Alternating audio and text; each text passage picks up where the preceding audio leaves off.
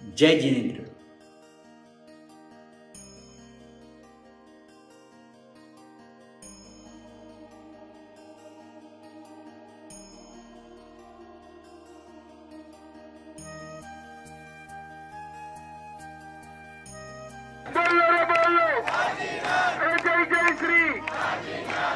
हम फागुनी तेरस करने जाते हैं, लेकिन हमें शायद इसके इतिहास की जानकारी ना हो। आइए इसे सरल भाषा में समझाता हूँ, आप भी जानें और अपने साथियों को भी बताएं। फागुन की फेरी क्यों की जाती है, कितने सालों से चली आ रही है, 6 गांव की यात्रा में कौन कौन से स्थल या मंदिर आते हैं जिनके दर्शन हमें करने होते हैं। फागुन फेरी की यात्रा होली पर्व के 2 दिन पहले की जाती है।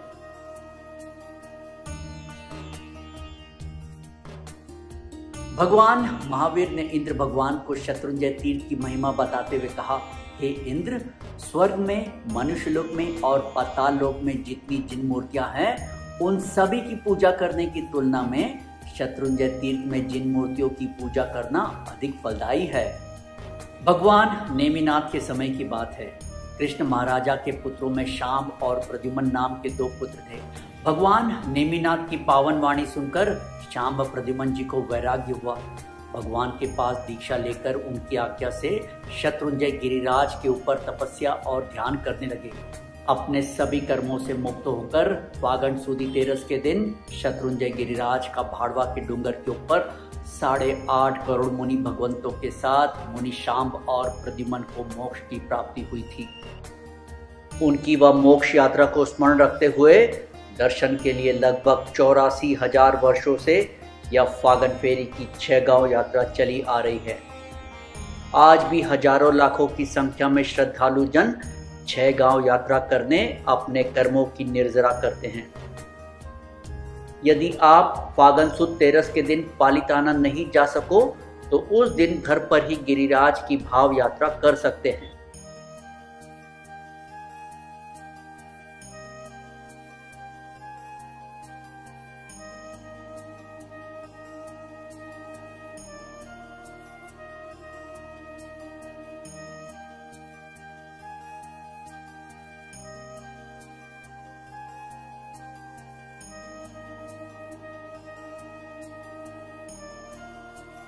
जो लोग किसी कारणवश पहाड़ यात्रा नहीं कर सकते तो वे सीधा सिद्धवड़ जा सकते हैं, जो कि पालिताना से 17 किलोमीटर दूर पड़ता है।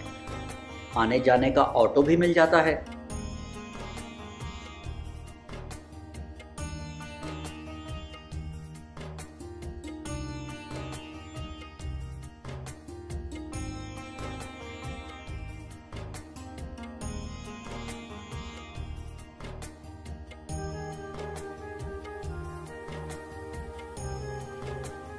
फागुन फेरी में आते हुए दर्शन के स्थल कौन कौन से हैं? दादा के दरबार में से निकलने के बाद रामपोल दरवाजे से 6 गांव की यात्रा प्रारंभ होती है। उसमें 5 दर्शन के स्थल है। पहला, 6 गांव की यात्रा प्रारंभ होती है 100 पगडियों के बाद ही, जब देवकी माता के 6 पुत्रों की समाधि का मंदिर आता है जहां उन्होंने मोक्ष पाया था। आप कह सकते हैं कि यह कृष्ण महाराज के 6 भाइयों का मंदिर है। दूसरा, उल्खा जल नाम का स्थल आता है। यह वह स्थल है जहां दादा का पक्षाल आता है, ऐसा कहा जाता है। इसी स्थल पर आदिनाथ भगवान के पगलिये भी हैं। तीसरा, चंदन तलावाड़ी आती है जहां पर अजितनाथ और शांतिनाथ के पगलिये हैं। चैत्य वंदन में अजित शांति बोलते हैं और चंदन तलावड़ी पर 9 लोगस का कौसगम करते हैं। अगर लोगस नहीं आता हो तो 36 नवकार मंत्र का जाप भी आप कर सकते हैं।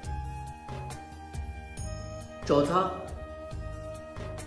भाड़वा का डूंगर पर शाम प्रद्युम्न की देरी यानी मंदिर आता है। इसी के ही दर्शन का महत्व है। यहाँ मंदिर में पगलिये हैं। यहाँ चैत्य वंदन करना होता है।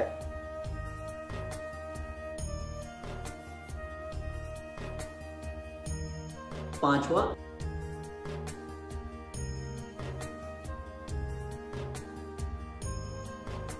सिद्धवड़ का मंदिर, वड़ यानी वृक्ष।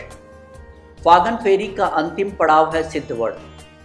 इस वृक्ष को सिद्धवड़ इसीलिए कहते हैं कि संपूर्ण गिरिराज की अपेक्षा इस वृक्ष के नीचे ज्यादा आत्माएं मोक्ष गति को प्राप्त हुई है। इसीलिए इस वृक्ष की भक्तगण प्रदक्षिणा करते हैं और नमो सिद्धाणम का जाप भी करते हैं। वर्तमान में इस वृक्ष के एकदम बगल में एक छोटा सा मंदिर भी है। हाँ, यह वृक्ष और मंदिर पाल के अंदर ही है। इन पांचों स्थल पर आपको चैत्य वंदन करना होता है। इसके अलावा जय तलेटी, शांतिनाथ, रायण पगला, आदिनाथ दादा और पुंडरीक स्वामी, यह भी वह 5 स्थल है जहां चैत्य वंदन करना होता है। अगर आप किसी कारणवश यात्रा न कर सकते हैं तो भाव यात्रा भी कर सकते हैं। एक बात और, हर वर्ष फेरी में 3 से 5 लाख लोग आते हैं, मगर कभी कोई अप्रिय घटना नहीं घटी क्योंकि हजारों वॉलंटियर्स यहां अपनी सेवाएं देते हैं।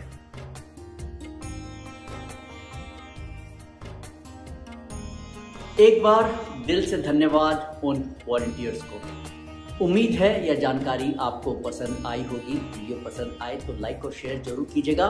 नए हैं तो चैनल को प्लीज सब्सक्राइब कीजिएगा ताकि जब भी मैं नए वीडियोस पब्लिश करूंगा तो नोटिफिकेशंस आपको मिलता रहेगा। धन्यवाद। मैं हूं राकेश जैन।